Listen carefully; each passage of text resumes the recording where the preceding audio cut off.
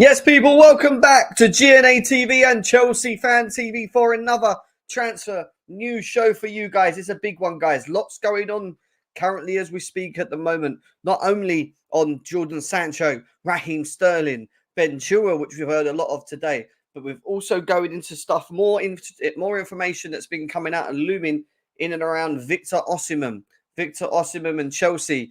There was also earlier news in regards to Ivan Toney as well, potentially coming to the football club. Now we're being told that it's Ivan Toney. Some are saying it's Victor Osimhen. We're being told that Chelsea are going to go back in for Victor Osimhen, but then we're being told Chelsea ain't because they're going after Ivan Toney due to wages and fee issues. There's a lot going on, guys, right now. Lots and lots and lots. I need everyone in the chat right now to smash the like buttons, guys. Let's get these likes up. We have got Raheem Sterling, Jadon Sancho, Ben Chilwell, Victor Osimhen, Ivan Toney. All of this news coming thick and fast to you guys as we speak at the moment. Make sure you smash the like buttons and let's cue the intro.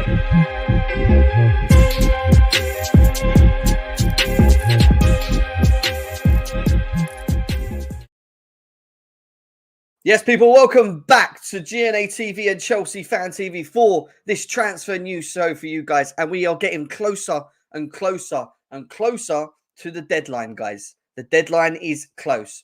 Lots are going on currently at the moment in regards to Chelsea Football Club and strikers. We're being told Victor Osimhen for a very long period of time until we got the news in and around Ivan Toney. But then there's more news that's just recently come out on Victor Osimhen as well, which we're going to be getting into in the loom of all of this. We've got the Jadon Sancho situation going on as well, between Jadon Sancho potentially coming to Chelsea, Raheem Sterling going the other way.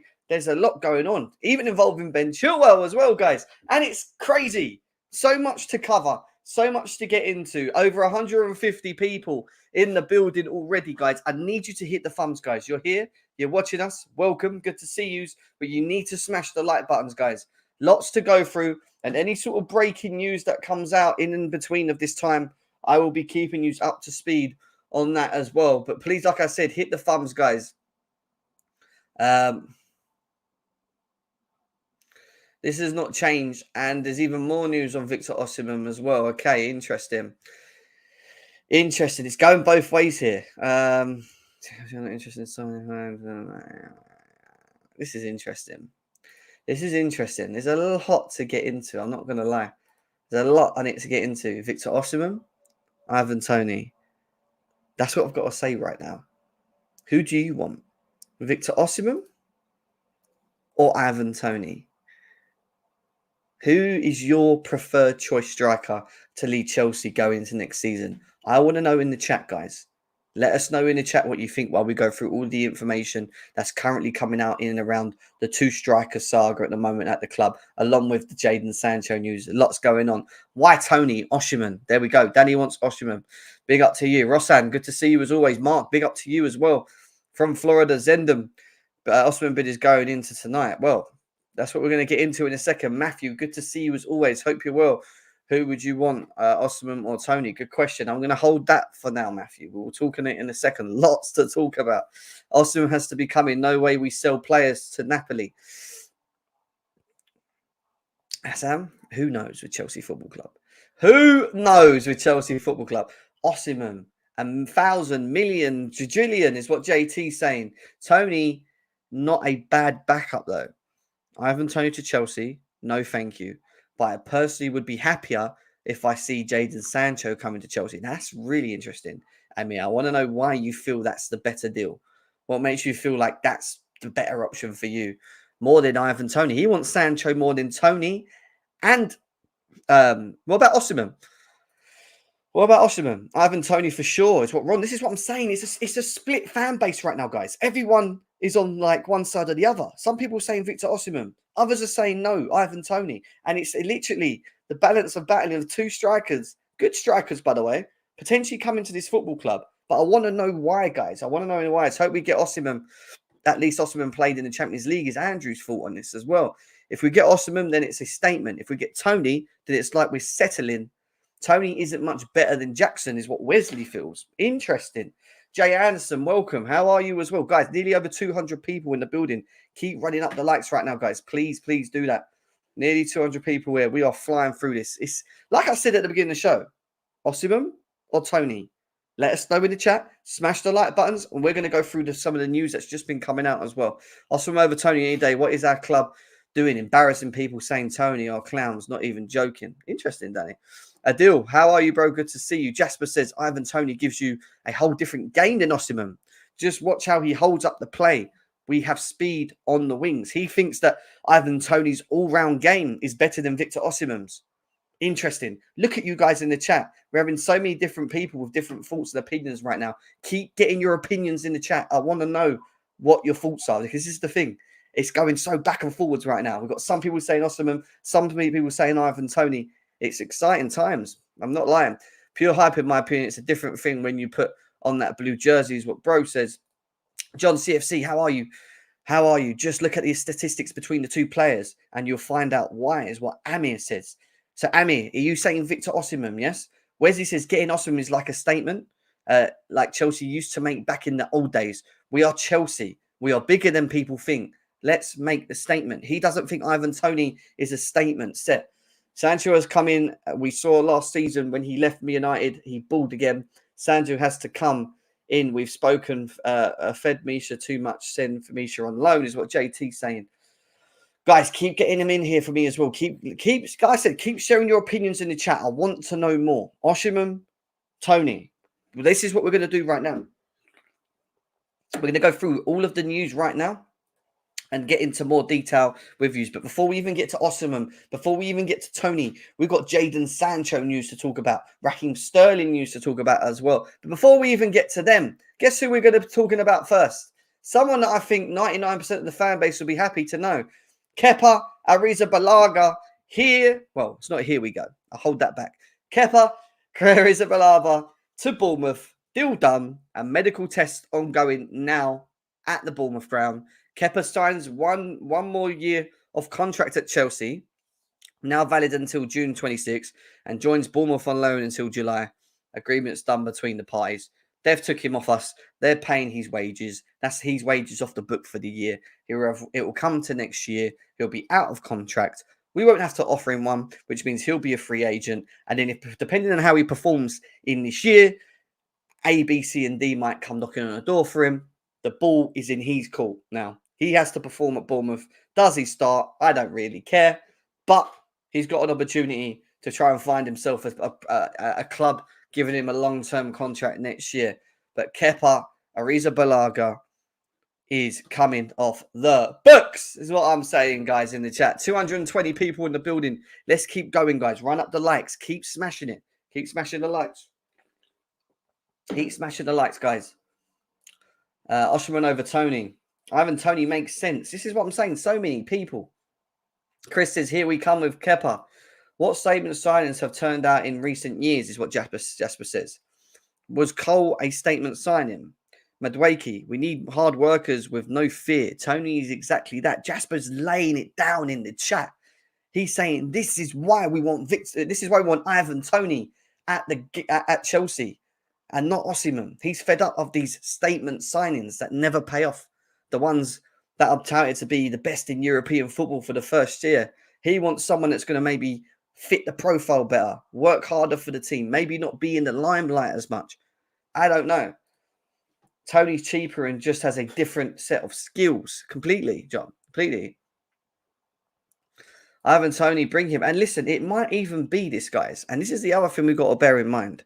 This could be a smokescreen. This could be a trigger. Obviously, I don't want to get into it yet because we're flying through. I know we want to talk about it. We are going to get into it. We've got the panel to join us as well very shortly as well. But Kepa, get out of my club. See you later. In the bin. We move on from that Deadwood to the news from Ornstein earlier on, talking about Jadon Sancho likely to exit Man United. Manchester United in talks with Juventus and Chelsea for a permanent loan.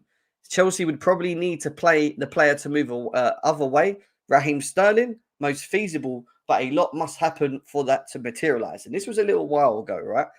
When this come out, I was a bit like, I don't know what to feel about it. Really don't. A lot of people were saying it makes no sense. We're stockpiling. What we're doing with him. How does he fit the team? This, that, and the other. And I partly understand that. I think one of the big issues with him will be his wages. He's on ridiculous wages.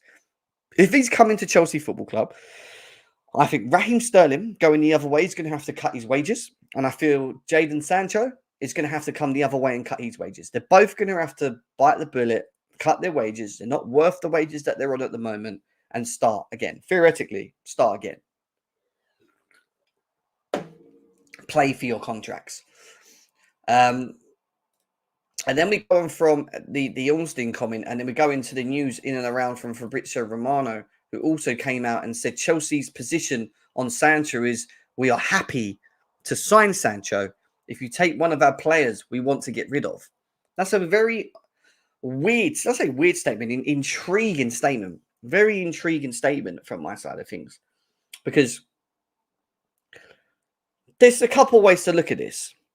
You're getting rid of a player that's nearly had 320k of wages on your book, scored 19 goals in all competitions across 3 seasons in Raheem Sterling, who hasn't been good enough, to then go and bring in another winger who's not done well at Manchester United for God knows how many seasons, is also on higher wages, okay? So I get this whole thing of, we'll have Sancho if you take one of ours, but the one that they're taking off us has got higher wages, and the one that we're taking off them also has sort of high wage. So, like I said, unless they're both willing to cut their wages down, this don't make sense. Then it's how do they fit the team? How do you fit them in? How do they materialize in what we're doing? A lot of people saying, how do you fit them into what we're doing? Well, there's a couple of things. I think hey, big up everyone that's coming through right now as well, aka Lewis the boy. Good to see you, bro. Big up to Lewis in the building, guys. Make sure you keep checking him out as well. Carefree Lewis as well in the chat, my boy. Big up to him. Lewis, if you want to come in, just drop me a message. I know you've been on live for a long time, bro, but if you've got a spare minute, you're always more than welcome to join, bro. Just drop me a message on Twitter and I'll send you the link, bro. Big up AKA. How you doing? John, everyone in the building. Good. How are you guys? Then we go on to how does he fit the team? How does Jadon Sancho fit what we currently have at the moment? Where would he play? For me, personally, he'd play off the right. When you look at what we have on the right, Noni Madueke, potentially Cole Palmer.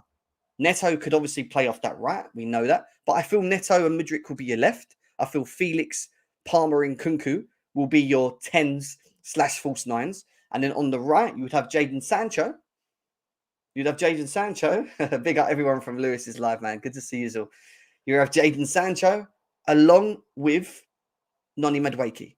Now, yeah, it feels a bit like stockpiling. I fully understand it. Yeah, and I do think it falls down to wages, how much he's willing to take the cut of, etc., etc. 200k plus is too much for him. He's going to have to bite the bullet on the wages. Yeah. It just depends on the fee as well, right? We don't really know digits. We don't really know numbers. It's very hard for us to have an image on this deal right now. However, Raheem Sterling going the other way, him coming in. There is a way that we can utilize him within the team, in my opinion. I know some people don't feel the same. There is a way we can utilize him. Big up Jimmy Spliff in the building as well. But it's all about fees for me. Fees and wages are very important. Otherwise, I don't see this getting done, to be quite honest. There's also talks around all of this, guys, in regards to Ben Chilwell.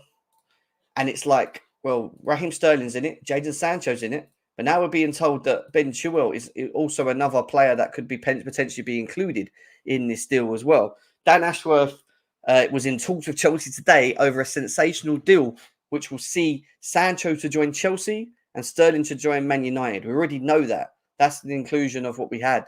But there's also another comment, which we're coming to in a second. Let's go away from that one as well. I'm just trying to highlight some of these ones for you. There's also this one, which is what I was talking about. Manchester United have held talks with Chelsea over a possible swap deal involving Raheem Sterling and Jadon Sancho, with the West London club rivals also offering Ben Chilwell to their Premier League rivals. How much is Jadon Sancho worth in the market? Can anyone confirm that to me? I'm going to go and have a look now because I need to know this. Transfer market. How much is he at the moment? Anyone know in the chat?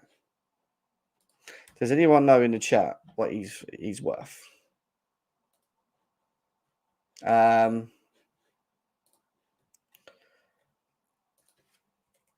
I'm intrigued to know this. So on transfer market, It says that his current value at the moment is 30 million. His current rate at the moment is 30 million. So if we're giving him Raheem Sterling for Jadon Sancho, why are we giving him Ben Chilwell as well? Surely that's just a separate deal. That makes no sense. Unless they're going to give us a bit of money on top. So Jadon Sancho plus another 20, 30 million. So Sterling and Jadon Sancho switch plus another 20, 30 million to get Ben Chilwell as well, because they need a left back, evidently. Big up Ed Kid in the building. So, no, Chilwell is not involved in the negotiations. Yeah, well, salary dump. No, listen, Jimmy, I agree. Salary dumps is for sure the big reason why we're cutting Ben Chilwell, Raheem Sterling, Romelu Lukaku, all these guys out. We fully understand that. But how does he fit in this deal? Because we're being told that we're offering him Ben Chilwell. Has to be a complete separate deal. It's not like getting rid of Chile will hurt us. No, I'm not saying it will. But if evidently it will hurt, it will ease us up on the books, wouldn't it? It will definitely ease us up on the books. And I think that's one of the key things. And this is what it's going to go to now, because this must be a separate deal. Before we get into Victor Osimhen and Ivan Toney, which is where I want you guys in the chat to let me know what your thoughts are on that. Chelsea are also offering Ben Chilwell to Manchester United. There you go. So I'm assuming that's a separate deal. I'm assuming that's a separate deal from the Time Sport in there as well. So let's see. I think a lot's going to happen in a short space of time. That is $500,000 on salary, yeah? Yeah, I hear you, bro. Ben Chilwell and Sterling both are trash. Sancho is world class, is what Ray Allen's saying as well. Chilwell has no suitors. Guys, no deal with any clubs yet. Sounds separate. Yeah, I think it's separate as well, bro. I think it's separate as well. Nonsense, Roy. 30 minutes max I'd pay for Sancho, 25 million plus 5 million add-ons. It won't be. It'll be. I think, Jay, it's going to be a straight switch between Sterling and him. Will we probably lose out on money on what we pay for Raheem Sterling? What did we get him for? How much did we get Sterling for? Was it 50 million? How much did we get Raheem Sterling for? 47.5 million. We signed Raheem Sterling for 47.5 million, guys. 47.5 million. So we are probably going to lose out on 17 odd million if we give him for Sancho. Sancho's market value is about 30 to 35. They're probably going to say 40. So let's probably say 5 to 7 million we're going to lose out on Raheem Sterling. So it is what it is, man. We got to move forward, right, at the end of the day. So listen, I will keep you posted on that, guys. Currently at the moment, there's no more news in and around that. We need to get into the big topic. I know the one that you guys are waiting for. I'm just trying to getting some more news in on this Osimhen and Toney situation. If you bear with me. Chelsea have reached an agreement in personal terms with Victor. The club is ready to discuss with Napoli for the... Okay, interesting. Now we go on to the big thing, the big topic, the topic that everyone's wanting to hear and talk about. Ivan Toney, Victor Osimhen. Who?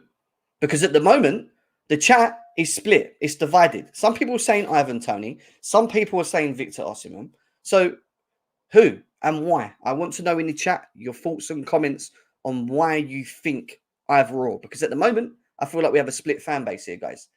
We have a split fan base on decision, and it's interesting. But we're going to start with Victor Osimhen. Now, listen, this is the first, obviously, comment we got from Fabrizio Romano earlier today, saying that he understands Chelsea and Al Ahly remain the two clubs in talks with Victor Osimhen. That's never changed. Chelsea have been on talks with him for a while. We know the situation. Al Ahly, as we know, have put a 65 million euro bid package with Napoli forward for Victor Osimhen. Chelsea are still attentive as contracts are ongoing. Separate story from Sancho. Obviously, Fabrizio Romano, it's not the same story, is it? Why would he even include Sancho in this story? It's two different things. No bid from PSG as well at the moment.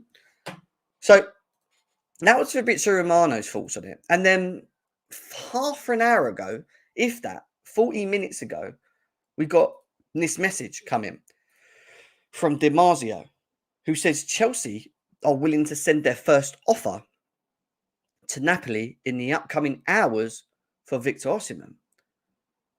Hours, guys. So we could have some news tonight, late tonight, potentially. on this. And if we move away from that, I bring up CFC Pies' comments here as well. Chelsea wants to make a first official offer to Napoli and Osimhen in the next minutes/hours via DiMarzio. So is this Ivan Toney situation a smokescreen? Is it to kind of force Napoli and Victor Osimhen's hand? Shit, we're fucking around here. They're now going after someone else. We don't want him here. He doesn't want to be here. One of us needs to compromise. Yeah? Potentially. That could be part of the situation. Now, what is the real issue with the Victor Osimhen to Chelsea situation? As we've always been told, wages. Victor Osimhen, 11 million euros a year, wants to keep his wages. He doesn't want to reduce it, doesn't want to bring it down. Chelsea, on the other hand, reducing their wages, cutting the salary caps that are on there. You've seen it with Romelu Lukaku, Raheem Sterling out the door, Ben Chilwell on his way out, Kepa Arrizabalaga, who's been given a 1-year contract, but his wages are being paid by Bournemouth. And then a year after, he's probably not going to get a contract from us. All these players from 160 to 200 to 300 and plus K are all being scrapped, which is a good thing in many ways, because it's the way we're trying to maneuver in maybe establishing more the players with the number of players we have, establishing lower wages across the board probably looks prettier on the on the wages, and probably in front of PSR books as well. And we've probably been forced into having to get rid of our profit players, Chalobah, who we still got up for sale, and Gallagher. And then on top of that, the ones that are not meant to be that are on stupid wages, like Lukaku, Raheem Sterling, and all these other individuals. Who else has just tagged me in something? So if we are really sticking to the gun here,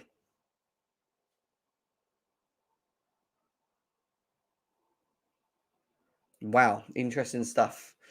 We're getting more Osimhen news coming out 4 minutes ago. Again, we'll go into that in a second. I've also got something else that I'm tagged in. Bear with me, guys. There's a lot going on at the moment. Trying to keep you guys up to speed, but I need you to smash the likes right now, guys. If you're not smashing the likes, what we're doing, get the likes up, guys. Get the likes up if we can. Yes, I've seen that one as well. Get the likes up if we can. Nearly 600 people in the building right now.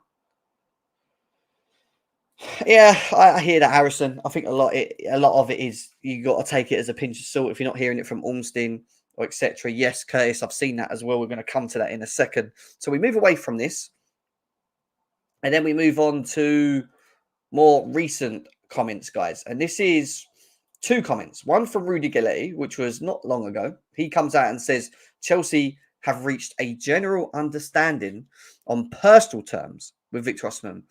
Don't get what that means. General understanding. Does that mean they've come to a mutual agreement? Does that mean they've met halfway? Have they agreed to... I don't know what that means. The club is ready to discuss a proposal with Napoli, which is where we were talking about now from DiMarzio. DiMarzio saying Chelsea are approaching Napoli to put an offer forward. Chelsea would not be approaching Napoli, and I'm going to say this now. Chelsea, if this is true, would not be approaching Napoli and putting a fee forward if the wages wasn't a problem. So have they now reached an agreement with Osimhen on wages? A move to Al Ali is not an option, as the terms are interested are no longer in the race. He doesn't want to go over there. He wants to stay in Europe. He's made that clear. Otherwise, he would have just accepted. Napoli's, they were happy with the fee, but he wasn't happy with it wasn't even that he was happy with the wages. He just didn't want to go there. Let's just be serious. Nothing to do with the wages. He doesn't want to go over there. But if Chelsea are going to do what we've just received 5 minutes ago,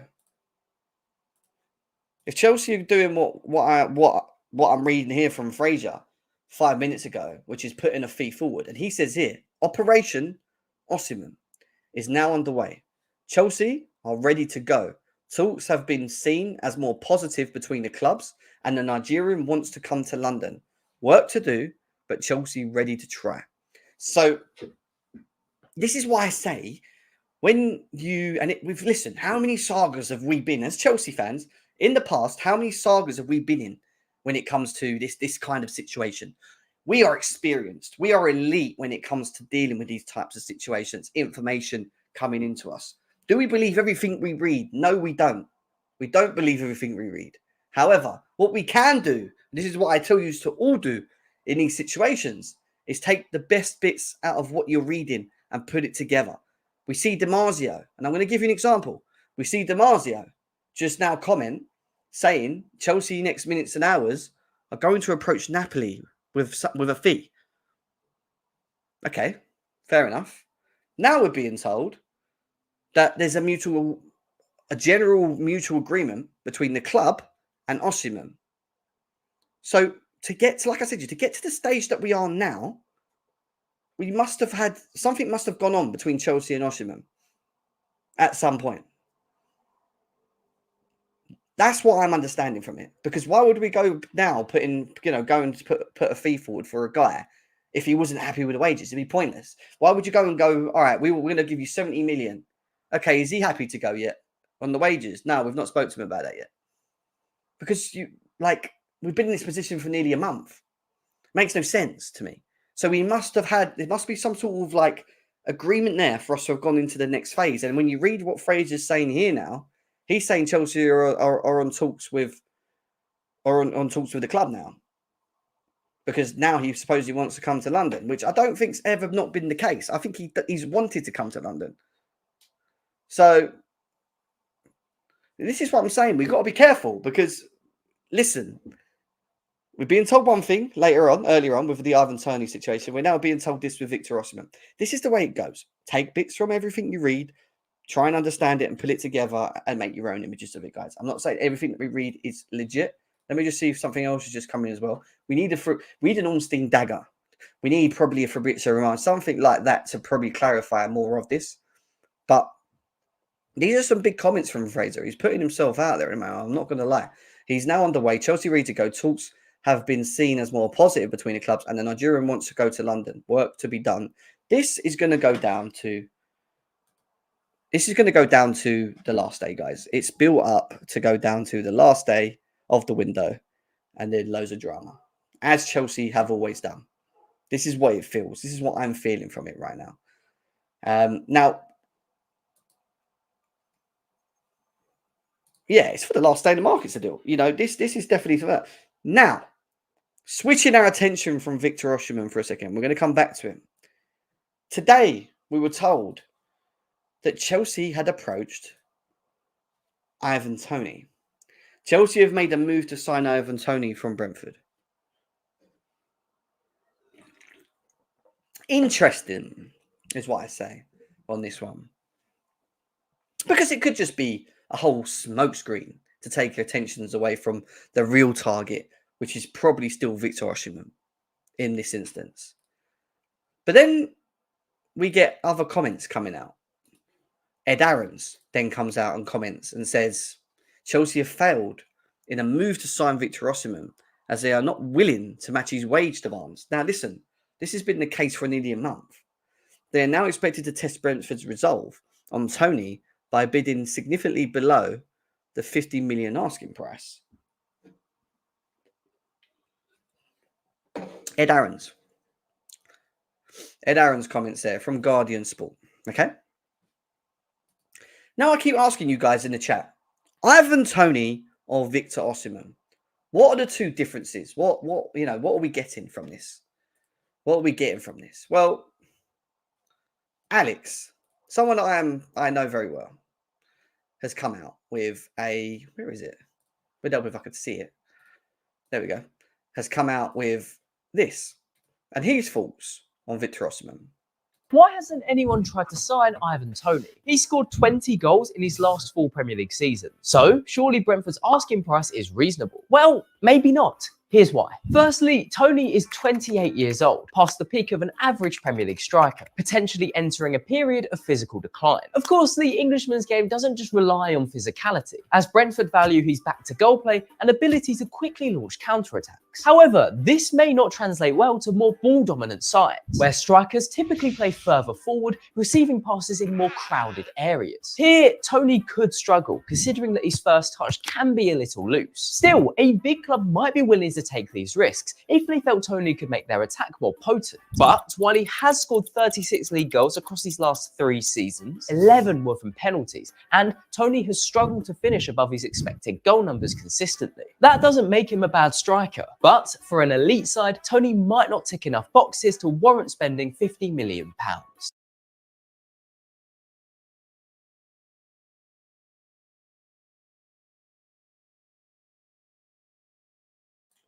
Is he a smokescreen? Is this just all a smokescreen in regards to Ivan Toney? Now,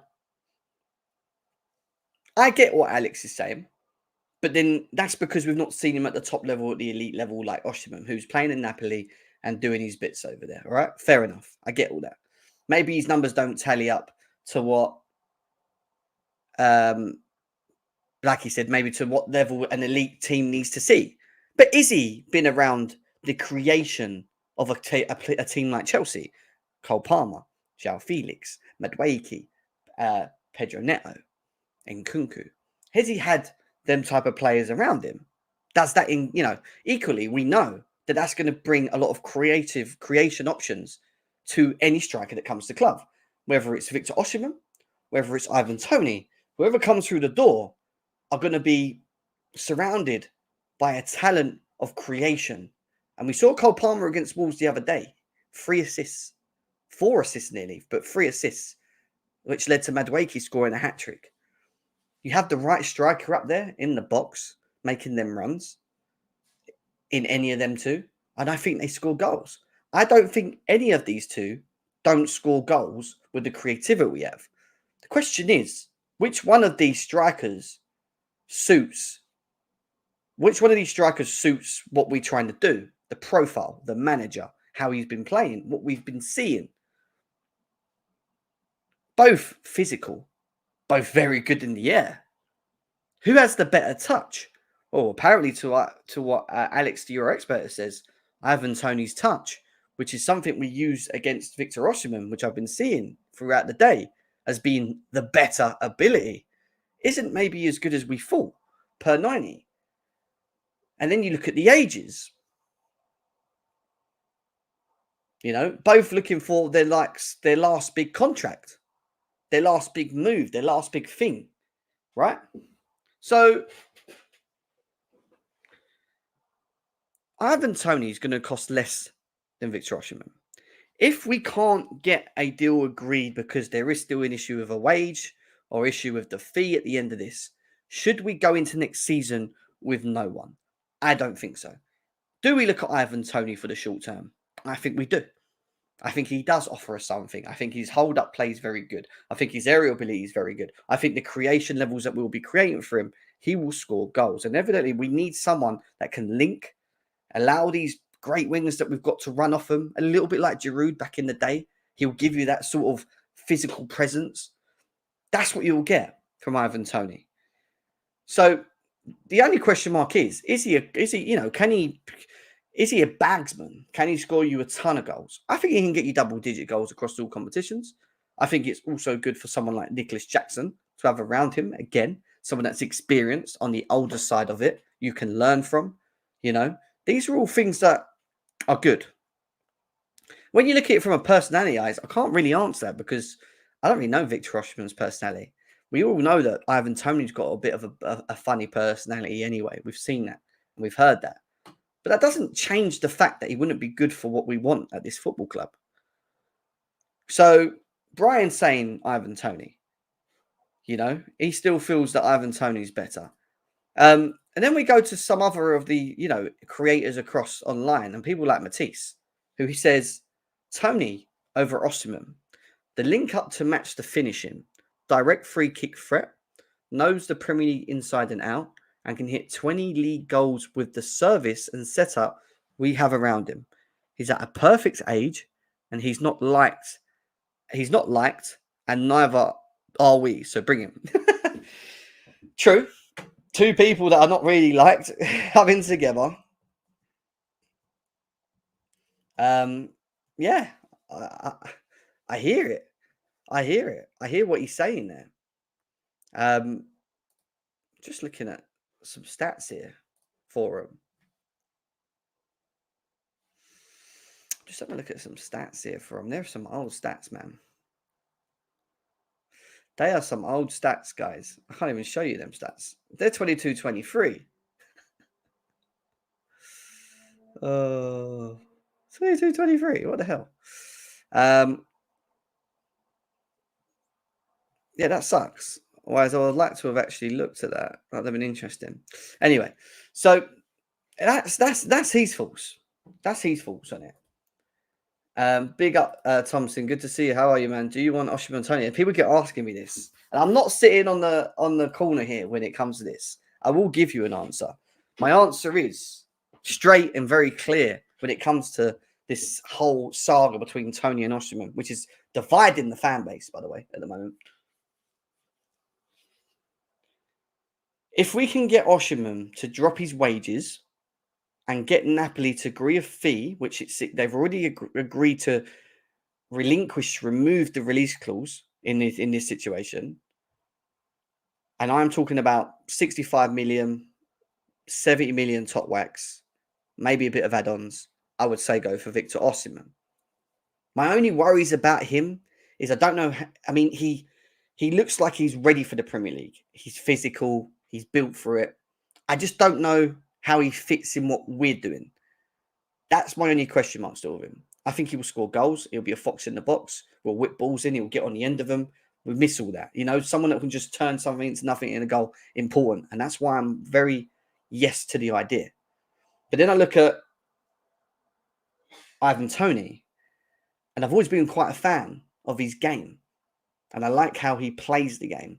He's very confident in himself, a bit like Osimhen, both are very confident in himself. You know, good penalty taker, good free kick taker, good aerially.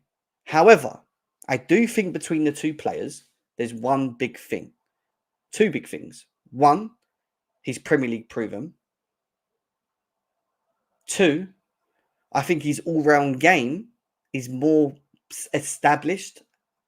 Not saying better, but more established to fit what we're doing. And that might just be purely to do on the fact that I've seen Ivan Toney more than Victor Osimhen. So I'm a little bit like this with it. Because if we get Victor Osimhen, I get it. I understand it. And he will come and he will score goals. He'll do his thing. His all-round game I'm going to watch. And I'm going to sit back and I'm going to see. Okay, let's see how he fits what we're doing. And I'll be up to watching that. But you're going to spend that money. You're going to want it. He's going to have to perform, guys. There's going to be that question mark. Yeah? So relevant to who we get here. Any of them have got to perform. But for Victor Osimhen coming to the Premier League, there's going to be pressure. We've seen it with Romelu Lukaku. We've seen it with Alvaro Morata. We've seen it with all of these Chelsea strikers that have came here from abroad, from Europe, across, and the adaptation to the Premier League. It's not been easy. It's not easy. In fact, the hardest place to be a striker at any Premier League team is Chelsea Football Club. So there will be that additional extra pressure on him because with Ivan Toney, I think it will be for a lesser deal with wages. By the way, he takes 20 grand a week. People forget this. He takes £20,000 a week from Brentford. We could quadruple his wages and give him 80k and he would fit what the board want. And that's the big key in all of this. This is where I'm a bit like, I still think our target's Victor Osimhen. But when I look at the model and what we're trying to do and how we could probably get a striker in, a worst case scenario that we cannot get a deal with Victor Osimhen, Ivan Toney fits the bill. Pay him 4 times his money, give him 80k a week rather than 20, stick him on a 3-4 year contract, maybe more, whatever. It's going to be his last big contract, and he becomes your short-term play. He becomes your short-term option, and you just stick with him. You know, I'm not saying he's one and only striker, but he will give us something more that we haven't got at the moment, and that's the truth. He will come in and he will do stuff at this club. I have no doubts on that of Ivan Toney for a cheaper fee and less wages. But the long-term vision of this club, what most of the, I'm going to say even most, what the other half of the fan base want is this, European dynamite. Probably when you look at the striker market, the one that's available, who's at the top of the list, Victor Osimhen, goals, the background in regards to the Drogbas and the Mikkels and him coming across that sort of, presence that he will bring, and goals. And he's very good at doing that. And I get it.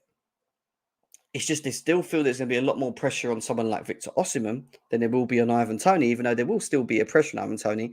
But the pressure to perform in the Premier League and be able to score double-digit goals straight away and have an impact. It's going to be pressure. But this is what the best strikers do in the world. And if he's one of the best strikers, and we believe that, and use the guys that want him at the club, believe he's that, then he needs to come here. He needs to cut his wages if we want him to. He needs to come here and he needs to play and show it in the Premier League. That's what he needs to do. But I'm not fucking around. We shouldn't be fucking around. We need to get to the point now where it's, are we going to get a deal with Osimhen or not? Because if you're not negotiating with us, or we can't negotiate, then we're not going to just sit and wait. Ivan Toney. And we'll get him. I'm telling you now, if that's what they've gone and done, we will go and get Ivan Toney. That's the real twist in all this. So I'm not swung both ways, really. Like, I get it. I think I think Osimhen is the guy. I think that's who we want. That is for sure the confirmation. But let's not muck around. Like, if we can't, who fits the whole wage bill, the structure, and everything that we're trying to do, barring the age, because he is over the age of 24, Ivan Toney. And Sky Cavish comes in here and says, Chelsea are not interested in signing players who are going to earn 200 to 300k a week. Well, what are we doing then? If that's the case, what are we doing? We're trying to get Victor Osimhen down for 150k a week? It's not going to happen. The average wage of their new signings is between 60,000 a week and 70,000 a week. That is the base wage before you add in bonuses. I think there is a feeling that Ivan Toney is willing to fit into the wage structure. What I just said. Also, he's coming from a club like Brentford who are not famed for paying massive wages. 20,000 a week he's on, guys. The guy is on 20,000 a week. Like, do you get what I mean? He's on 20,000 a week. You can literally give him quadruple the money that he's on, and he'd be on 80,000, and he'd be happy. He'd be happy. Ivan Toney on 80,000 a week at Chelsea. You know? However,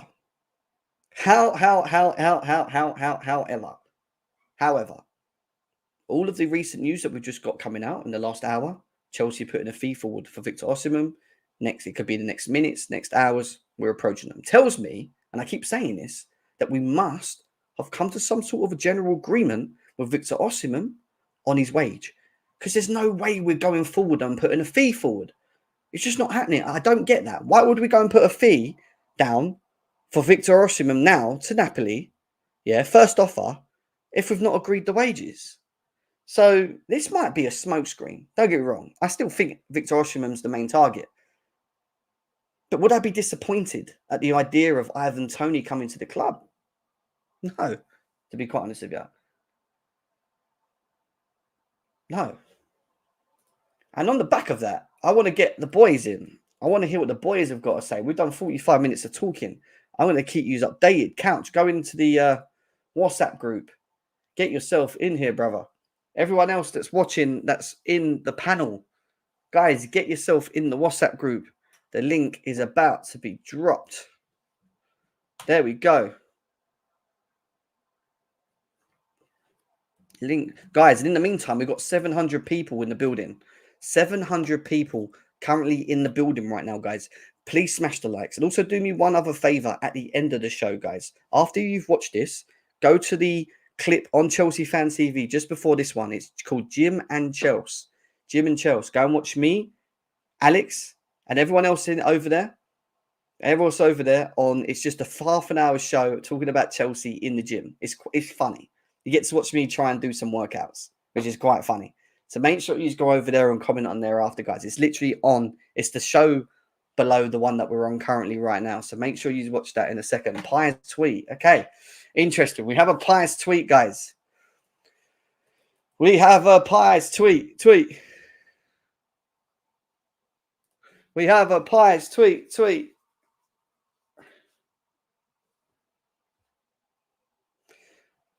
Is this one? Sancho latest. Chelsea want to include Sterling in the deal up to Man United. Juventus in talks over loan with buy clause. Okay. That ain't any real different to what we already know. So Fabrizio Romano's just recycling other people's news right now. The Times, Daily Mail and everyone else. We know Sterling in a swap deal for Sancho is what we've been told, and now it's just been confirmed from Fabrizio Romano, guys. So I think we're getting both Sancho and Osimhen. Egbali is a madman. What we're hearing here. We do have couch critic, the man, the myth, the legend in the building. We have Callie, the King Callie, who we've not seen as well in the building. But we're going to go to couch first on this one before we get to the Osimhen and the Toney saga. Welcome in. Good to see you as always. Yes, King. How you doing? You can hear me all right? We can hear you, mate. We can hear you. What is your thought on this news and around the potentials of a swap deal for Sancho and Sterling? This is all just media day, transfer deadline day fodder. It makes absolutely no sense whatsoever. Zero.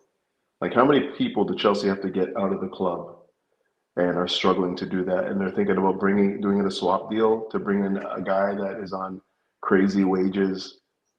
For what purpose? The reason we were sold as to why they want to get rid of Raheem Sterling is because he doesn't fit within the wage bill. He's not, he's certainly not at the, obviously the peak of his career right now in terms of what he's giving you. But you're swapping one problem for the other. Like, Maresca came out in his presser and says, Raheem Sterling is going to struggle for minutes. So you're going to bring in another guy? Like, what are we doing here? Like, those minutes the minutes that aren't available to Raheem Sterling right now are going to automatically, miraculously going to be available to Sancho. This makes no sense. Makes absolutely no sense. This is basically. Do you think Sancho would suit the profile of what we're doing at the moment? Like, if he was to come at Chelsea, do you see him fitting in what we're doing currently and what you're seeing with Maresca?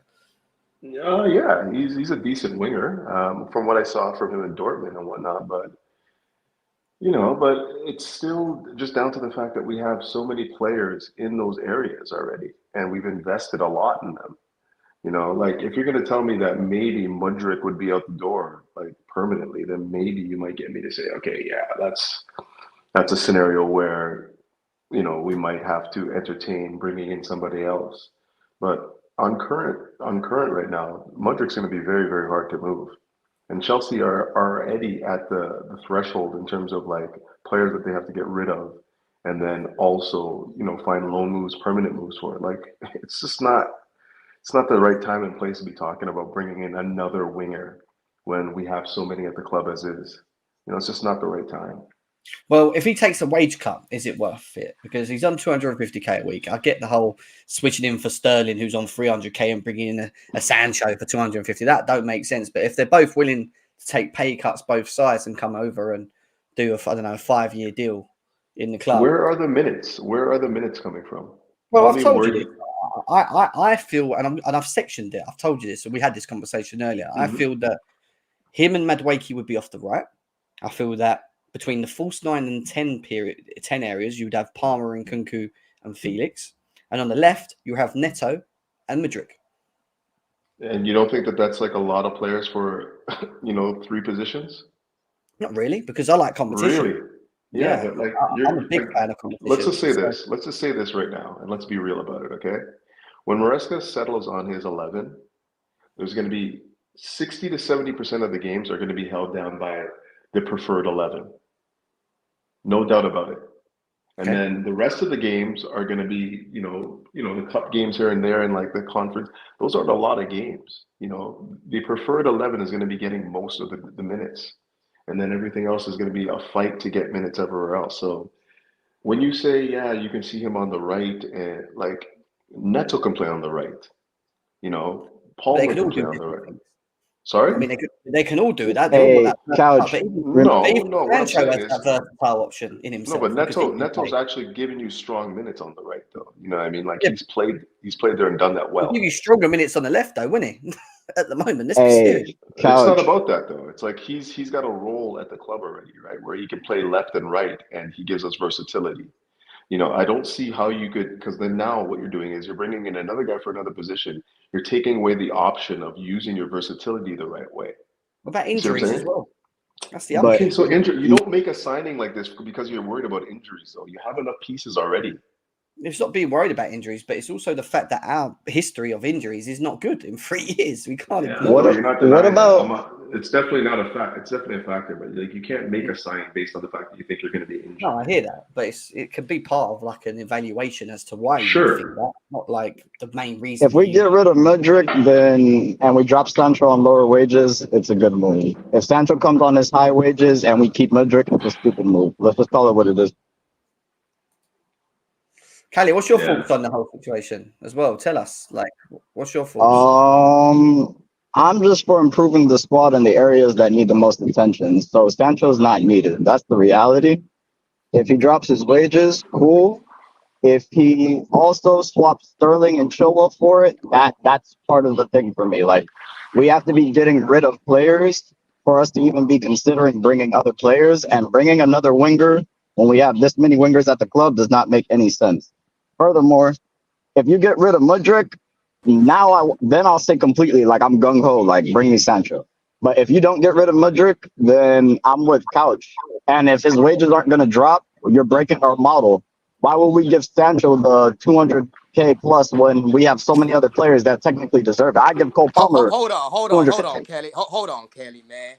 You can't be talking. You can't just be talking of a drop top like that with palm trees in the back like that.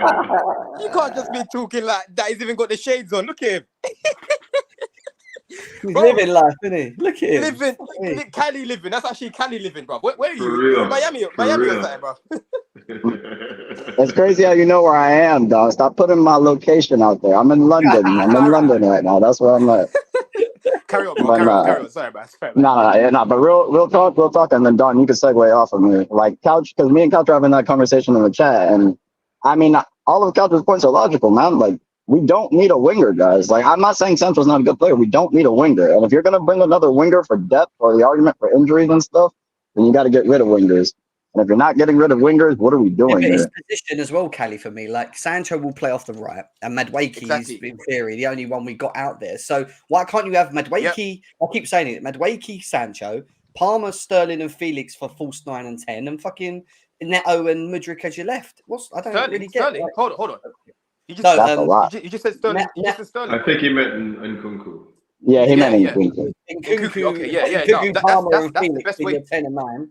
And then having the wings of Neto and Mudryk. Wait, can I ask a quick question? When Chilwell and Sterling are out of the club, who makes the highest out of everyone so far? Like, what is the highest?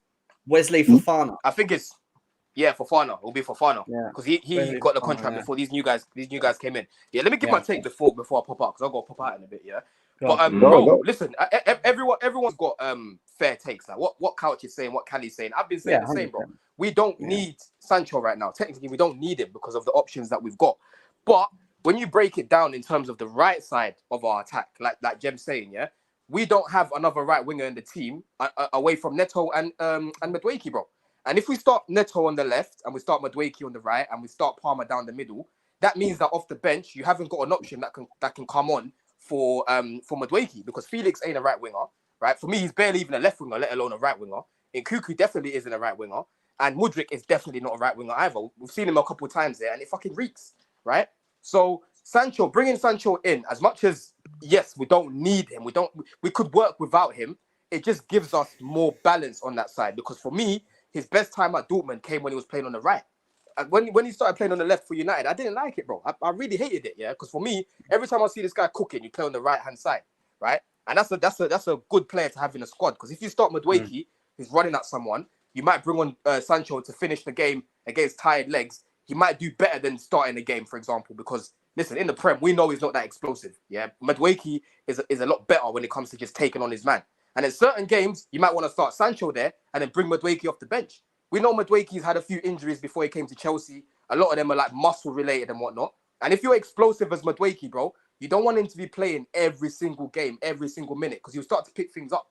You want to make sure that you're preserving him as much as you can. So if we drop Madueke for a game and you start Sancho, no one's complaining, bro, as long as he's performing. Yeah, but right? what about the option of having Neto play on the wing? We're talking about versatility when we signed him. That's like he that's can what play I'm there. saying, though, Coach.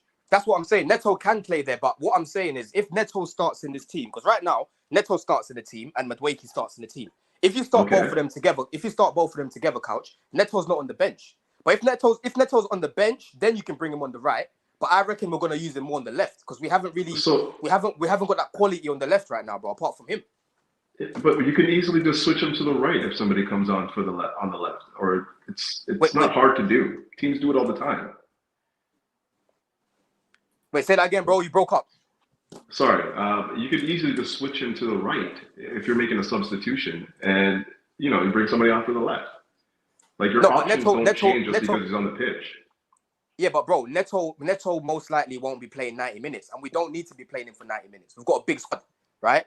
That's what I'm saying. That's what I'm talking about, the quality. You want to be able to trust whoever's coming off the bench to be able to do something like we did against Wolves, right? I don't want to be, bro. I've got PTSD, bro. I want to treat these guys as if they're newborn. Yeah, with a newborn, you're carrying a newborn. You want to make sure that you're not hurting their head, you're not hurting their legs, you're not hurting nothing about them. That's what I want to do with these guys. I want to make sure they're taken care of because I don't want to be looking back at the season and thinking, fucking hell, if we had Neto for the past 3 months, we'll be doing this. If we had Nkuku for the past 3 months, it's could have been this. I don't want that.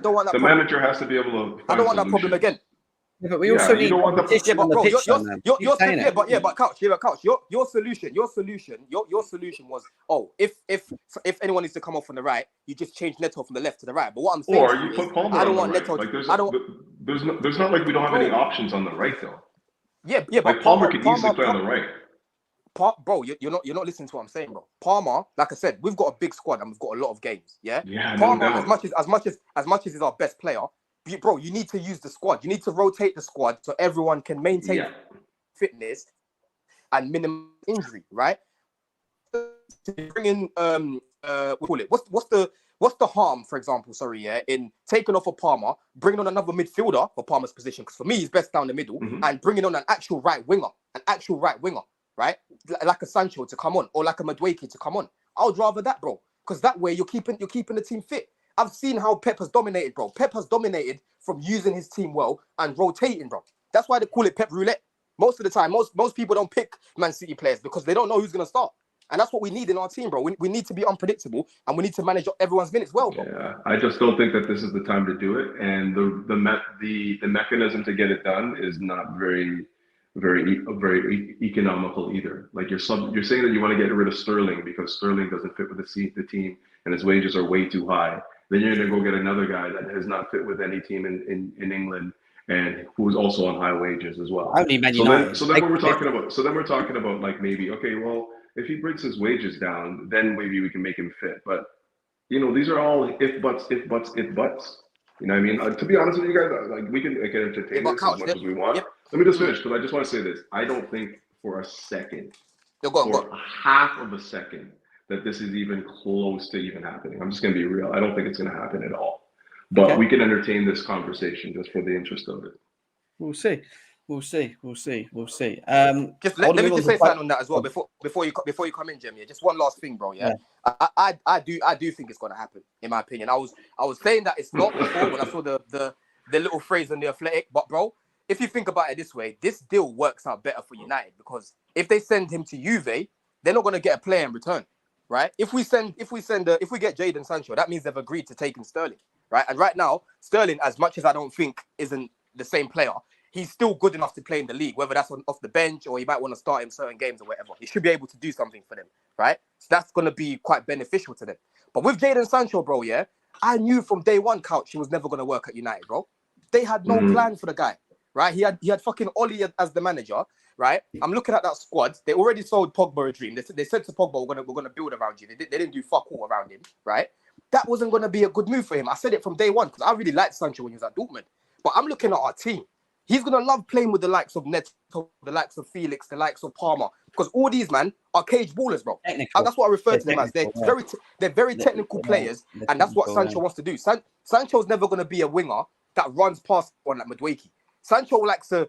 He'll go towards the defender. Before you tackle him, he'll probably skip past you, pop it off, run into the space, whip it in. That's what he does. That's what he's really good at, right? And at Dortmund, he used to create a lot of chances for Haaland, bro. A lot of those goals that Haaland used to score were from Jadon Sancho creating for him, bro. And he used to score as well, right? So I don't think Sancho is finished because we haven't seen the Sancho of old at Man United. I just don't think that team suited how he wants to play. I can honestly see Sancho working. The only issue is we don't really need him. But I can't look at the player and be pissed off at the fact that we don't need him. So now I don't rate him anymore, bro. I still rate him, bro, and I think he'll work for us. Yeah, I hear you. All right, let's move away from Sancho because the big talking point is this. So, and I really want to quickly get your thoughts on this one. It's the situation between Victor Osimhen and Ivan Toney. Well, I've said a lot on it already. I'm quite intrigued to hear what Callie has to say on this first, actually, between the two strikers. I mean, lots of talks around Osimhen and his wages being an issue. We've been told now, Callie, that Chelsea are going to put a fee forward within minutes to an hour. That's what we've been told by DiMarzio. And then we're being told earlier on that Chelsea are looking to approach Ivan Toney as an option. He's only on 20k a week. You give him 4 times the wages. He could be on 80k. He fits the structure of what Chelsea are trying to do, etc. I mean, what's your thoughts on this, mate? So let's do the reality conversation, not the hypotheticals here, which you said nothing but what's happening. I'm just going to keep it consistent. So essentially, Toney would be less money. And if Toney was less money, then Osimhen himself is going to be worth more money. That's simple. Let's keep that very simple. Yeah. Now, who do you think has more Prem experience? Ivan Toney. I mean, this is very basic. Ivan Toney. So if we're going based on Prem experience, you say Ivan Toney. Now, the question is, who will fit the system better? And this is where the debate is going to happen. Because where Toney's strengths lie, you've seen at Brentford in his ability to link up play and then finish those chances. Osimhen's strength, I know people are questioning his general play, his off the ball work. But I know for a fact he'll finish at Chelsea in the system. So for me, I'm going to be so real with you. I don't care. Just bring me one of them. I'm going to be so honest. But if I had to pick, I'm going to be a little bit more biased towards Prem experience. So I'm hoping Toney's mindset is still in the game and that, he still has the love of the sport. Because if not, then it's Osimhen all day. It's really about if Toney is there mentally and physically, he gets his fitness together, then I would say Toney. But if his mental or his fitness is off, it's Osimhen without hesitation. We have to stop joking around. We need a striker. Facts. I hear you. Couch, your response to that? Yes, a lot of good things said by Callie there, and kind of agree with most of it too, to be honest. Obviously, for me, it's about a striker room, and I've been saying this for I can't tell you how long. You have to have a guy that fits a particular profile, and then have somebody as an option that gives you something different. So for me, it's not about having somebody that's going to be playing 90% of the games. I think for me, it's about having somebody that can give you, first of all, push Jackson, because I don't think that Jackson just gets thrown by the wayside because you get a Toney or an Osimhen. He's still going to play. His link-up play against the Wolves last game was exceptional, and he's obviously still improving. So I want somebody that can push Jackson, and I also want somebody that gives us something different to what Jackson has, because as much as we say we need a striker, we do, but at the same time, we don't necessarily need goals. I think we need a variety of goals, because we'll score plenty. We're going to score plenty with what we have right now. There's no doubt about it. It's just the kind of goals that you're going to be able to score with the particular profile striker that you're going to bring in. So for me, when I look at what you get from Osimhen aerially, I think he's superior to Toney aerially. My personal opinion. I think that that's his number one strength, to be honest. When you're looking at just somebody that can just carve out space in the box and finish, they're similar. They're both pretty similar, but I would probably say maybe Toney is a little bit more, I don't know. I feel like he just comes to life in the box a little bit more, so you might want to use him for that. Like in tight situations, obviously his touch is not the greatest, but you can also make that same argument for Osimhen. His touch is not the greatest. So somebody that is able to carve out space and has done it before in the Premier League, I'd probably say I'd give Toney the nod there. When you look at the overall package, I'm looking at, okay, so what is this guy going to cost us? If we're talking about equal money, then I'm taking Osimhen, just because I think that Osimhen is younger and, has more to prove. Like I feel like with Tony, you're getting a little bit more baggage, and he's obviously a guy that's been through a many Premier League wars, whereas I don't think that Osimhen has been battling on the same level when he's playing in Serie A, so he might have some more mileage on his legs, even despite the fact that he's 2-3 years younger. So if we get either, as long as the price is right, I'm okay with it. But it's really about just the striker room more so than just getting an A1 striker at this point in time. I think they both bring experience as well, and that's equally key in this. I think Jackson needs someone with that sort of experience to just sort of fall onto, but like to pick up from and learn from. And I think he could learn so much more from any of these two, really. I just think the difference for me, I'm not too fussed on. I'm like you. I'm not too fussed on who at these two. I just think that when you look at it from a wages standpoint, Ivan Toney on 20k a week, quadruple it's 80k. It works from the structural side of things from Chelsea. How we want to do things with Victor Osimhen. It's just about compromising, and Napoli compromising about getting him for the right fee. And that's where the DiMarzio thing's interesting, because he says we're going to put a fee. We're going to put our first bid in, which tells me he wouldn't have done that unless we would have agreed something with Osimhen on wages, because they wouldn't go and start talking to the club straight away. So I don't know. I mean, Don, how do you feel about this, mate? How do you feel about this situation? Because it's an interesting one, isn't it? They've both got their pros, I think, and some and the cons, really, to be fair. So yeah, man, bro. If you remember last summer, I said for me, I prefer Tony because I think he's like a diluted version of Kane, and he's better than Osimhen on the ball. But in the box, bro, Osimhen is definitely better than Tony in the box. And I think aerially as well, he offers a threat in the air, which, to be fair, Tony's quite tall. I don't really know how good he is in the air, to be fair. But what I do know about Osimhen, he's very good in the air, bro. He gives us something different. And when I'm looking at the likes of Neto, the likes of Palmer, if we get Sancho in the team, Madueke, these guys just whipping in balls, right? That's going to be dangerous. That's going to give us something different against, low blocks, or when it's up against tight scorelines when we're playing the big teams. You know what I'm trying to say? So, bro, the more I think about it long term, I would prefer Osimhen, to be fair. There's just something in my head that's telling me Tony's not going to last more than 2 years, in my opinion. I think Osimhen would be more of a longer term signing. It's not to say that if we brought in Tony, I'll be pissed off, because he's better than what we've got and I still rate him. But I just think in the foreseeable future, we're going to get more out of Osimhen than what we're going to get from Tony. I don't really see Tony improving much, but I can see Osimhen becoming world class, if that makes sense. I don't think we're going to see any more. Does he not just come in, Tony, and improve us just with his abilities? No, he does. To improve. Does that make sense? Because I feel like we're going to create a lot for both of these guys, So yeah, I think no, what it is, Jem. You're right. He is definitely going to improve us. He is, right. But I'm talking about them as individuals and what they can, where they can go, where next can they go in their career? Sorry, and I think Osimhen, I think he's just got more strings to his bow, man, in terms of what we're looking for at the minute. Running in behind, the pace, like I said, aerially. Bro, imagine Osimhen running up against these Wolves defenders the other day. It's peak. You know what I'm trying to say? I was at Brentford away last year, and I can't lie, Tony ain't the quickest, bro.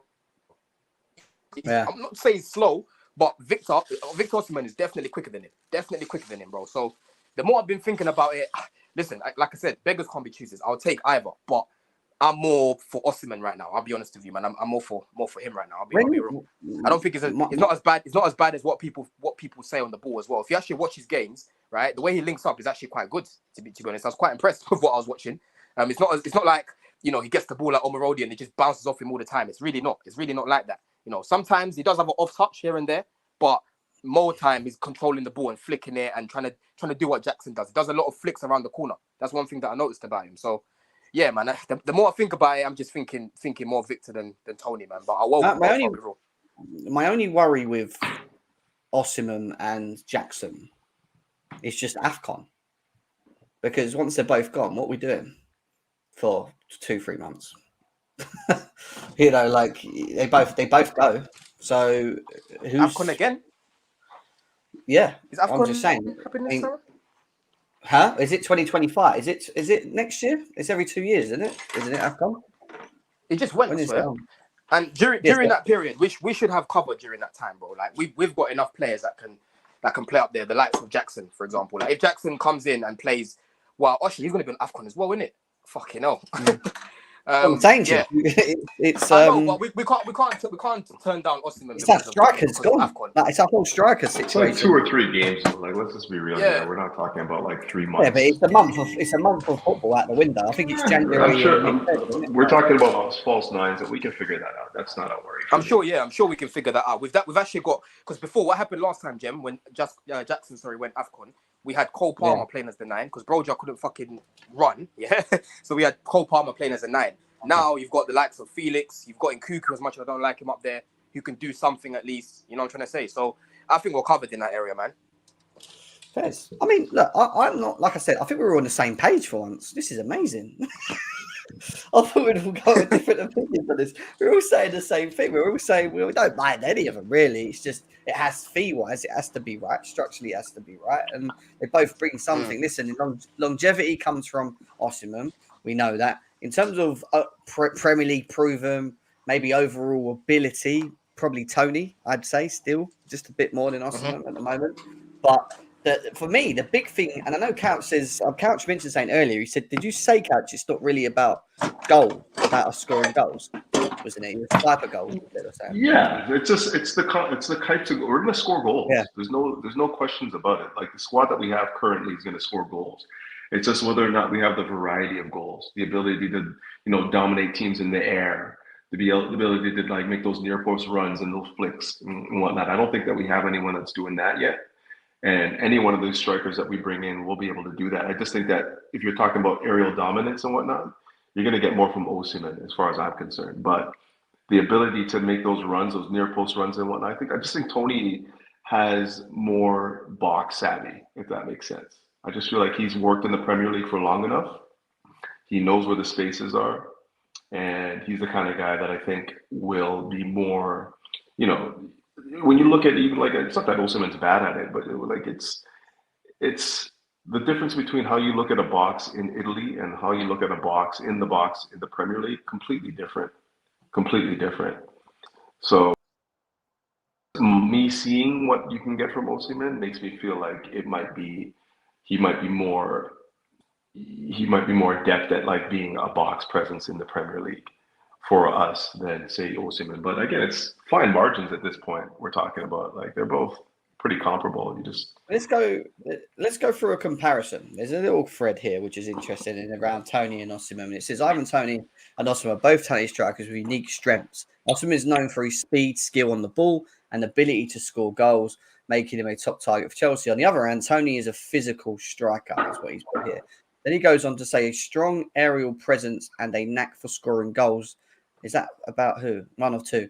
Down to the team's needs and preferences. Looking for a speedy, skilled player who can score goals. Osimhen might be the choice if you prefer a striker with strong aerial presence than Toney. Both similar, right? I don't know what he means by that. If you prefer a physical, looking for a speedy, skilled player who can score goals, Osimhen might be the choice. If you prefer a physical striker with a strong aerial presence, Toney.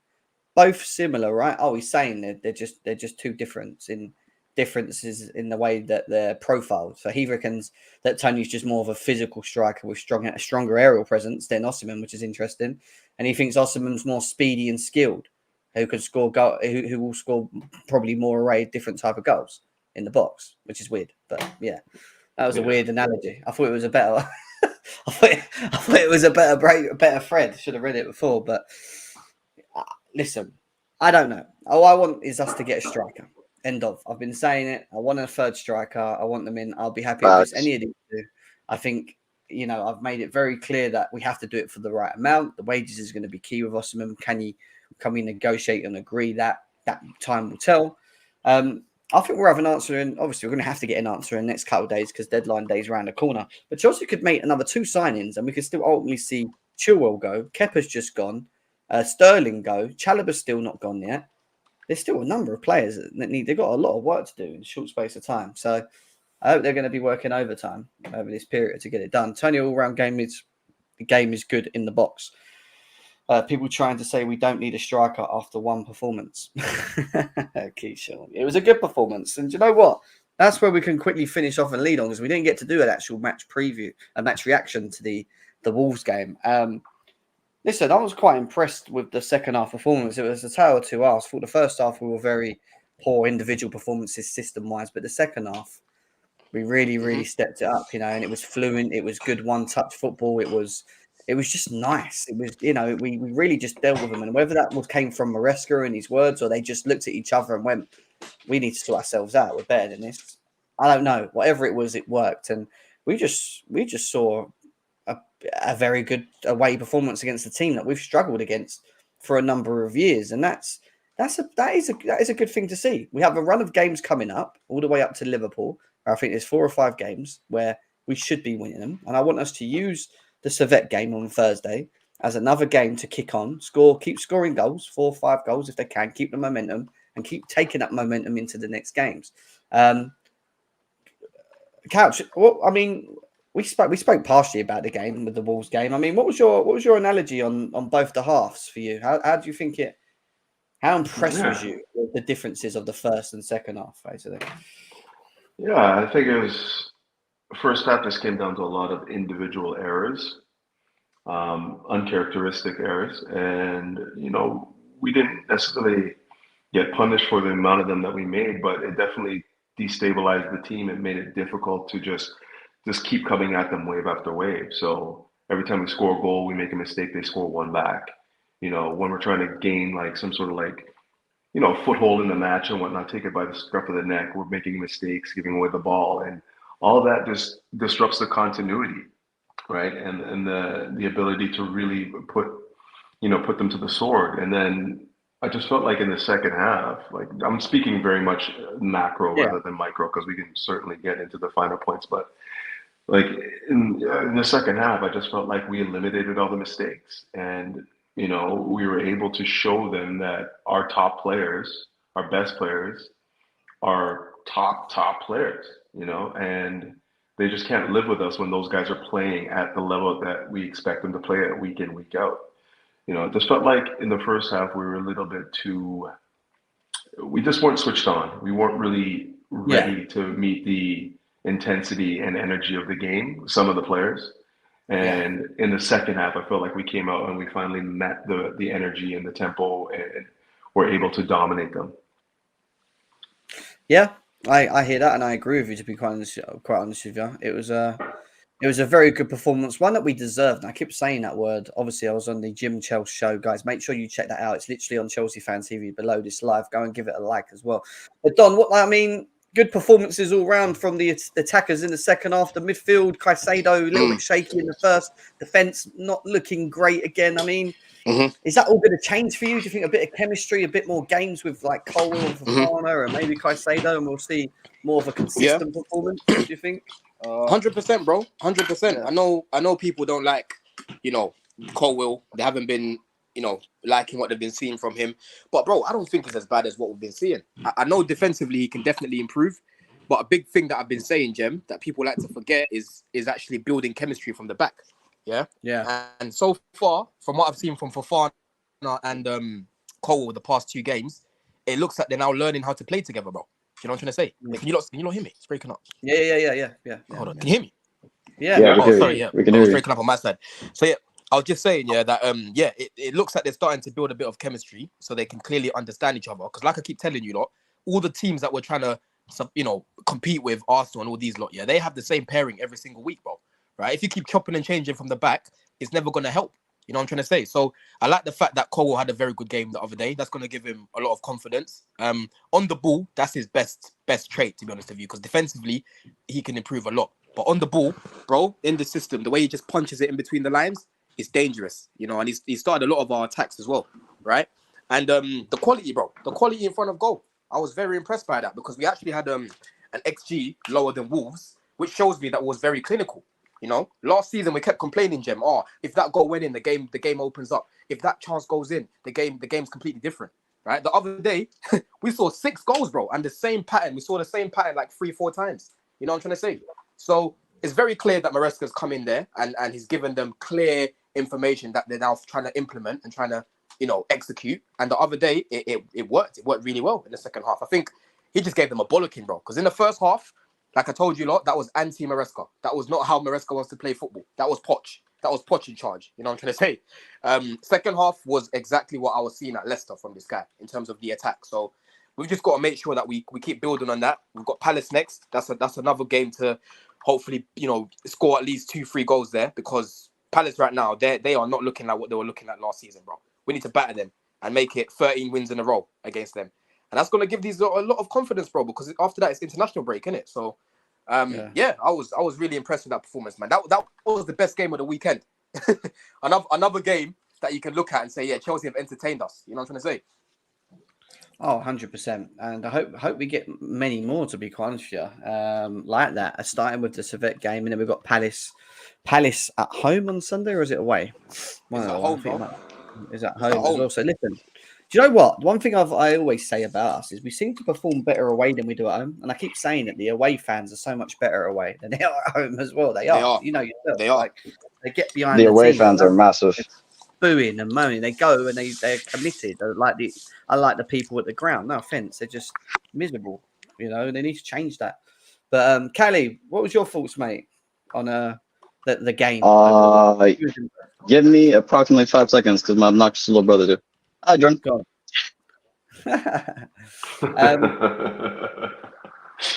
Say hi, John.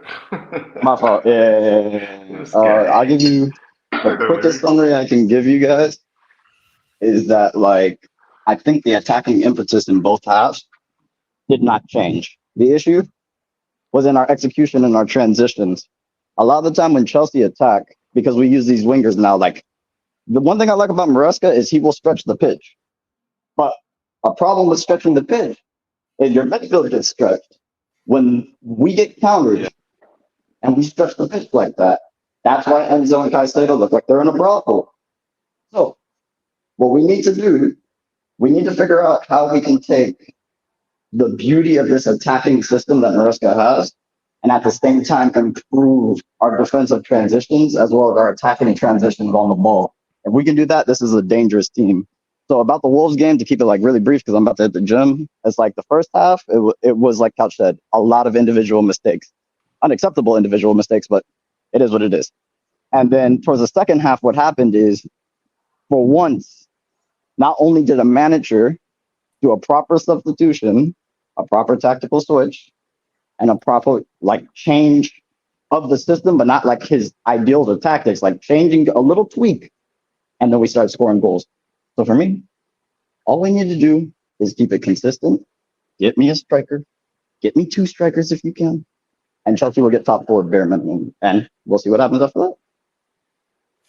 You know what's really impressive though, Jem, about the other day, yeah, and quite refreshing, bro, yeah, is we had a clown in a bit, Cali, in a bit. We had a clown who used to make football, the game of football, seem like rocket science, bro. He warped a lot of people's minds into thinking you had to be fucking Einstein to set up a team correctly and to manage the game properly as well. Maresca the other day, bro, Mudryk, you're not really doing much. You're coming off. Neto, you come on. You know what I'm trying to say? The in-game management was good, bro. The way he managed the game was spot on because he could read the situation and he was able to act on it. And that's something that Poch wasn't able to do. Poch would always think about the opposition and not be proactive enough. He'll wait for something mad to happen and then he'll make the change. Bringing on the likes of Gilchrist and all of these meaty guys when we had better options on the bench. So against Man City, I didn't really like the in-game management, but against Wolves, bro, I liked it. It was good. It was good, man.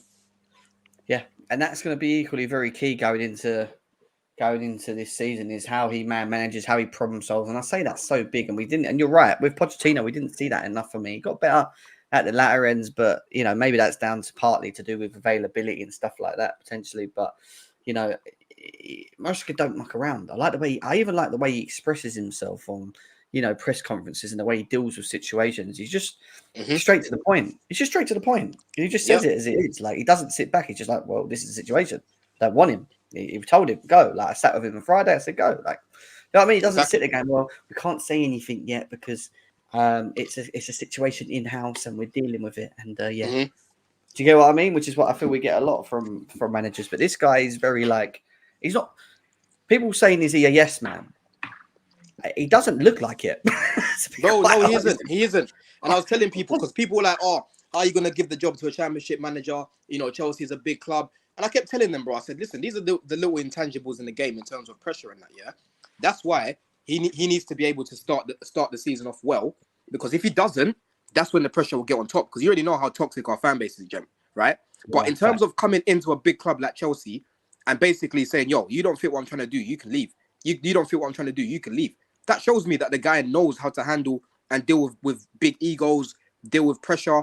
And I kept using the examples of the fact that when he was playing for Juventus, yeah, this guy was in the same changing room as Zidane, bro, and Conte, yeah, big leaders. You know what I'm trying to say?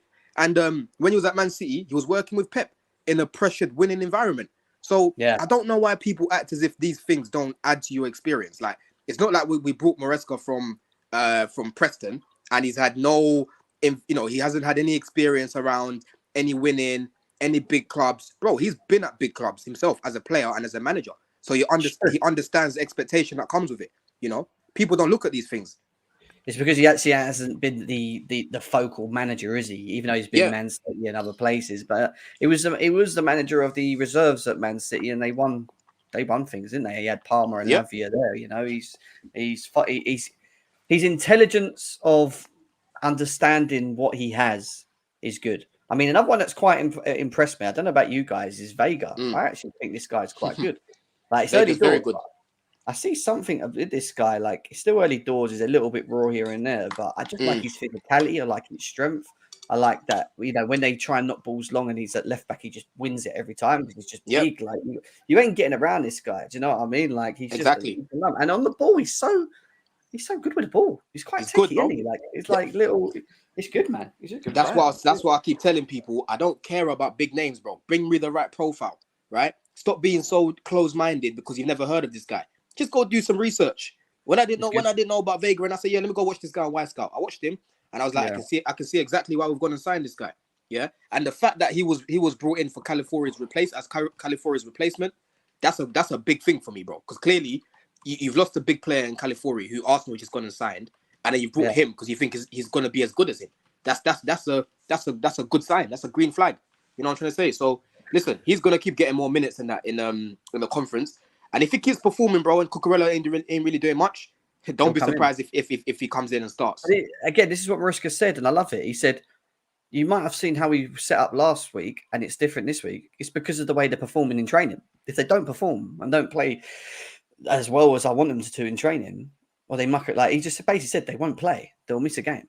I don't care who it is. Like, they will not play. Like, he's very focused on them being drilled, strict. This is how you have to perform, and you have to stick to this level all the way through. And if you drop your levels, the next person behind you is coming in. And this is good because he has that option. And this is why I don't moan about competition. I want competition across the pitch with all this talent and whatever. You've got to have that. And the thing is, it comes from the top, bro. Because if you feel like your manager's going to allow you to cut corners, bro, even away from football, if you work somewhere and your manager's just lazy, they just let you do whatever, you're going to cut corners as a human, yeah? But if your manager's on your case, bro, and watching you and making sure you're performing, checking your call times and shit, bro, you're not gonna mess up. You're gonna make sure you're performing. And it's the same thing as these, man, because they know how strict he is. They're gonna make sure that, okay, when I get my chance, I ain't messing about because he's gonna drop me otherwise. Do you know what I'm trying to say? And that's the mentality that you need at a big club, because you can't have too many people just feeling comfortable. You know what I'm trying to say? And it gets them playing to a level, doesn't it? It gets them all thinking, shit, I've got to play at my top, my A game. I need to be on the top of my game, otherwise I ain't playing, man. Like, I've got Nato pushing me, or Felix pushing me, or like look at Nkunku. He didn't even play against Wolves. He come on for like 10 minutes at the end. He was on the bench. You know what I mean? Like, Nkunku's someone we said that's going to start games. I mean, he will. Listen, rotation is important. I think with Nkunku we've got to be careful. You got to wrap that guy in like cotton wool. Trust me, he's 100%. Like the last 2 years, he's been injured a lot, so they're not going to like just thrust him back in and give him like minutes after minutes, especially when you have a complement of players that we do right now. Don't worry about Nkunku though; he will play, and he will play a lot for us this year. No, he will, and he will sure. He will score with Netos and Palmers around him, and that. I want to see him with them all, fully flowing and that. Like, it's going to be good, man. It's going to be good. And I thought Jackson played well against Wolves, by the way. I thought he'd done his bit, little flicks, hold the ball up well, good goal earlier on. Like, he's a good player, Jackson. Jackson. You know what he's improved as well, Jem. Yeah, Jackson's actually improved his heading. Yeah, he scored a couple goals with his head now. He scored a goal against Villa with his head. He scored a goal against Brentford away with his head. He scored the other day with his head. He scored against Nottingham Forest. Remember when Reece James just came on with his head? So he's actually improving that part of his game, and that's good. Yes. That's good to see. That's what I'm saying. These are young players, so you need to be able to like develop them. And over the year, I've seen Jackson improve, bro. Mm-hmm. Yeah, 100%, 101%. And then obviously you got the midfield, and I'll be quite honest with you guys. I'm a big. You've heard, you know, my thoughts on the mid three of them. I want rotation as much as like I want rotation. If they're fit, I want them to rotate. But at this moment in time, I think Enzo and Lavia personally. That's just my opinion. Based on form for sure. But at the moment, it's got to be Enzo and Lavia. I think Caicedo's not right there yet. It might come later, but he's just not at it for me at the moment. I will say this, and it's probably just going to come down to what I think I said on Don yesterday. It's horses for courses, man. You just got to figure out what style of football you need for a specific game and pick accordingly. The thing about Lavia for me, God willing, he stays healthy, obviously, but Lavia for me is just the best all-around midfielder we have. Like he can kind of fit into multiple roles and do them adequately. You know, like he's a great tackler. He wins the ball. He's a guy that can pick a pass. He's physical. You know, anything that you want in a midfielder, he can provide for you. I don't know if you can say the same. Like I guess Caicedo's that way too in some ways, which is why people kind of think that Caicedo and Lavia would probably be the preferred midfielders, just based on the fact that like they can do more. I think that when you have Enzo in there, it's a specialty. You're looking for a specialized skill, like a guy that can like either sit deep and pick passes or be in that final third and thread them through. And I just don't think people do it the way Enzo does it. That's my only problem. Like, I agree with the all-roundness of Lavia, but I think when you haven't got Enzo in that team, you will not have that variety. Yeah, you know what I mean, with the ball. He can't do it like Enzo. That's for sure. No. He cannot do it like Enzo. Like Enzo's special skill is he's elite at his passing acumen. So without doubt, like that is a piece of his game that you're gonna need to, you're gonna have to either find a way to find the balance in the midfield to make him, to liberate him a bit and free him of some of the defensive responsibilities, or you're just gonna have to go with those two in there. But ultimately, I think that right now it's going to be Enzo and Lavia if he's fit, because Caicedo's just off the pace right now for me. He is. And listen, Lavia and Caicedo is not a bad idea, guys, but it really depends on me who we're up against, because I don't think Caicedo, even though I think Caicedo's good on the ball, versatile, I think they're very all good technically on the ball.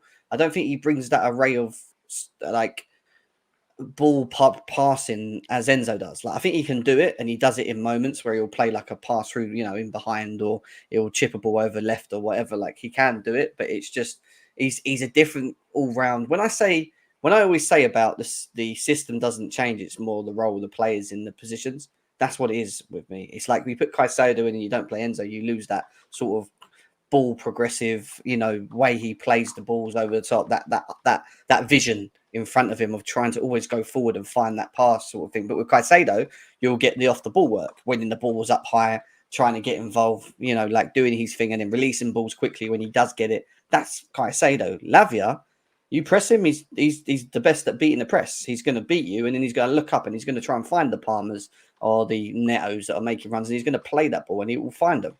And he's got that natural ability to do that, So they all have this natural good ability, which I love from all three of them. Like, to be quite honest with you, it's just like you said, horses for courses, who we play against, who's the opposition, and how do we get the best out of what we've got and get up against the opposition we're against at the time. Who plays, who can change the game. It might be that Enzo's on the bench at home and we've got Caicedo and Lavia just sitting, but we're not really, we're not really finding them passes, or we're not able to get the balls into the tens and the wings quick enough. And then Enzo comes on and starts doing it, and it changes. Like, it's good having that option, like it's what I'm saying. But, so you need them options, relevant to him being on the pitch or not. I do think he's slightly favoured by Maresca earlier on, by the looks of it.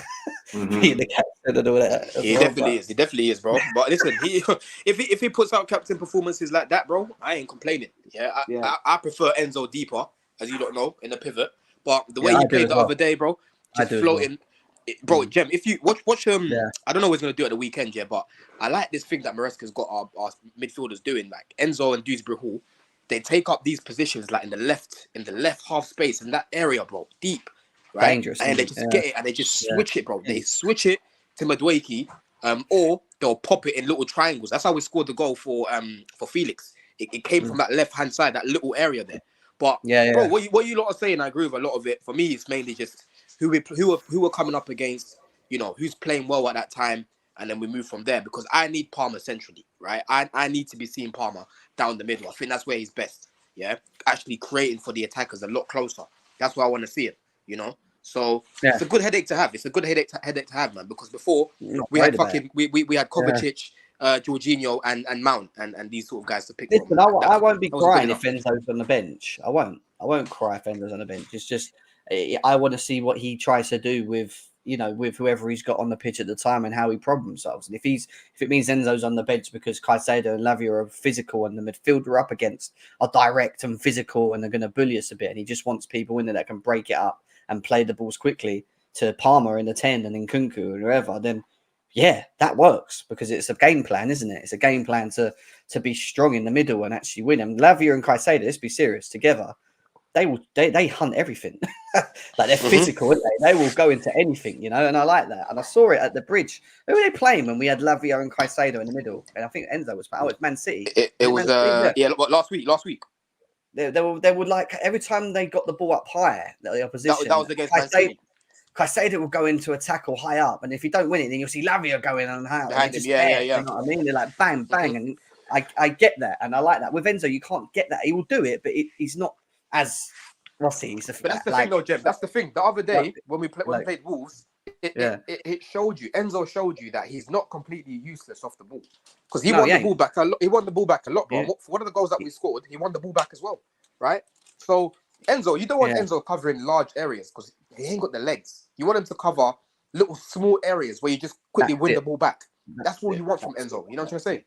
And in the first half against Wolves, what was the biggest problem in the midfield? The large spaces from Enzo to Caicedo. By the time he tried to get himself back into positions, there was just the gaps were too big for me, especially when we were trying to move forward with the ball. It was like he was nearly like an 8/10 a lot of the time. And I know that's why the way he was an 8 though. But he wasn't 8 though. Like that's where he's going to play. He was more like inclined closer to Palmer in them pockets than he was Caicedo, who's at the halfway line, and it's a big. I think that's the area. That's the area. That's what I don't like. That's when I moan. I'm like, but the problem is, don't compare that to what you saw, because when you say that he was so far away from Caicedo, I feel like you're hearkening back to under Pochettino, where the problem is here. It's not that they're far apart. It's about how you recover in those areas, right? And when I think I said on your show yesterday, Don, like in that position where you're in the transition, you need somebody in that midfield that slows down the transition, and that's what Caicedo wasn't doing in the first half. If you have somebody in that can slow down the transition, then you're not noticing him being further up the pitch. He's also not making the 5-yard passes. But we got caught so many times in when we're in transition, because we didn't have somebody in there that can just slow it down a little bit, put a body in front of somebody, intercept the passes. And then as a result, you saw like Gusto trying to get back into position. He's just hauling ass to try and get back out to the right flank there. And I just don't think he needs Couch to be so involved in that 10 role when you have Palmer in there and Neto and Jackson dropping deep into them. I want him to be more in that sort of left-hand side, like deeper role where he receives the ball. He's still semi-deep, but he might be a bit ahead of Caicedo, but he receives it, he turns, and then he's got the variety, Palmer, Neto running down here, Madueke on his own going like that, and he can just ping them. Do you know what I mean? That's what I want. I don't want him to receive the ball so high up where he actually gets it and he's right next to Palmer and he's like 1-2.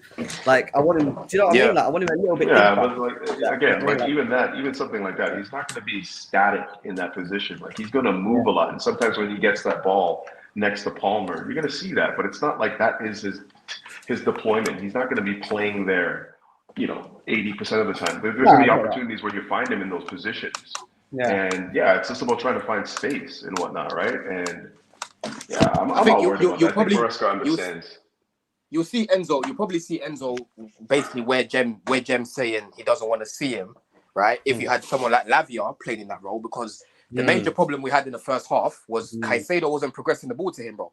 So Enzo, people are trying to blame Enzo. What's Enzo doing? I'm like, bro, he's not getting the ball because the guy that's meant to be giving him the ball ain't progressing it. He's not giving it to him. You know what I'm trying to say? But if you've got Lavia there, Enzo will know if I find these little pockets, he's gonna find me because Lavia looks up and he just punches it through the lines. That's what he does. Do you know what I'm trying to say? You will see him and you just play it straight away. So you're gonna see Enzo taking up them little positions and then just floating the ball in to the likes of Osimhen and that. Yeah, if we get Osimhen, Enzo's gonna get a few assists for Osimhen because he can find those balls that Osimhen likes. Do you get?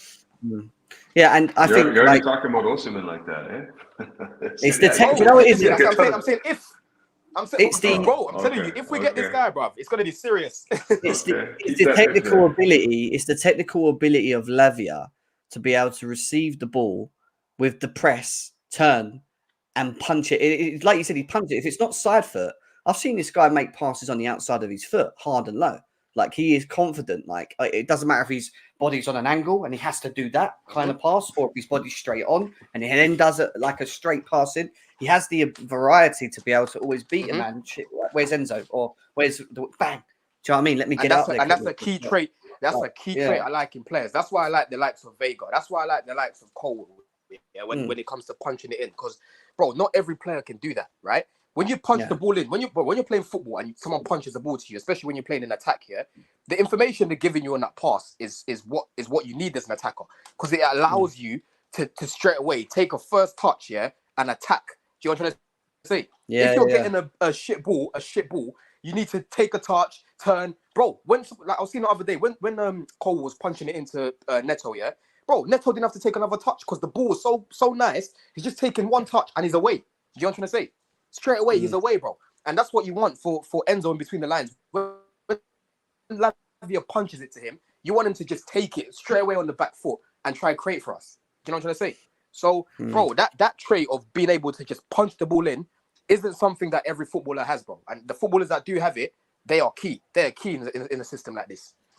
Yeah, 100%. And listen, guys, it's been a really good conversation today. Listen, there's no more Osimhen news or Toney news yet. We might get some tonight. Obviously, DiMarzio said hours, minutes. There's going to be a fee put forward to Napoli from Chelsea. Fabrizio Romano's kind of like, I wouldn't say confirmed it, but it's kind of said that it's still open, but he feels that it's going to go into like the last couple of days, which is now. I don't know, guys. I think we're going to have an answer this week. We've got to have an answer this week anyway, but I feel like it's going to be the latter end of this week that we're going to get an answer on this whole Osimhen Toney saga. And it's going to be really interesting to see with the Sancho thing. Don's very confident it's going to get done. Couch, on the other hand, thinks it's not going to happen. So you've got, we go other I'm way. not very confident. But I think it will get done. I think it will get done, man. Like, Sterling to United just smells like Glazers. It just smells like Glazeronomics again. Now, what's funny, Don? If I said to you, Chelsea, if I said to you three years ago that you're going to get Felix, Sancho, and all these players in the same team, you'd be like, "What the fuck?" Wouldn't you? You'd be like, "What?" Because back then, you'd be like, "Nah, you're mad. They're too good, man. Like, why are you getting?" I just caution the chemistry there and like having too many pieces coming in vying for the same thing. Like, because the other thing too to take into account though, you're trying to sell these guys on this project, right? And you're telling them, you're going to come here. Here's your minutes. This is what we have planned for you. And then, it's a completely different thing altogether. So just too many cooks in the kitchen. I think we have enough players. We don't need any more. We need a striker maybe, and that's it. Obviously, how I feel about our defenders. We need two, but we don't have any.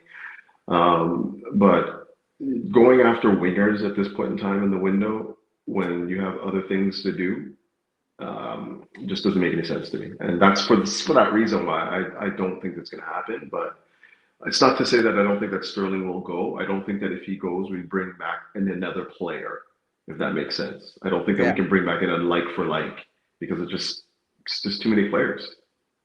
I hear I hear you. Listen, we're going to keep you posted, guys, in the next couple of days. More transfer news. 600 people in the building still, guys. Big up to every single one of you that have been here as well. We appreciate you all. Make sure you check out Couch Critic on his YouTube. It's literally his name. Check out Greasy Don as well. Yes, your YouTube's. Is it Greasy Don? Is it Don CFC? Nah, Don CFC. Yeah, so Don CFC is YouTube, guys. Check it out. Also, do me a favor. When you come out of Chelsea Fan TV, go and watch the video below it. It's the Gym Chelsea, guys. Go and comment it. Go and watch it. It's quite funny. Yeah, I watched it about this morning, man. I saw you huffing and puffing for 5 pounds. What's going on? You need to work out, bro. Get back in that gym. No, it was. I didn't want. They didn't tell me we're doing legs. So I thought it was when I got there. They said like upper chest, like shoulders and chest. And I was like, all right, yeah, I don't mind that. I'd like shoulders and chest stuff. Then they were like, we're gonna do squats, and I was like, I didn't sign up for this, man. I didn't sign up. Get a little lower. Get a little lower. I don't think I can. But that it was really good. It's a good watch. Good watch for sure. It's a good laugh. I mean, it's really nice to actually do a workout and just talk about Chelsea. It's quite nice. But yeah, guys, make sure you go and watch that video. It is funny, man. Leave a comment there as well. And we'll be back again very, very soon, guys. As always, big love, big respect. Up the Chelsea. Osimhen or Toney, let us know in the comments who you want. And is Jadon Sancho going to make it to Chelsea? We'll find out soon. Peace, guys. Peace.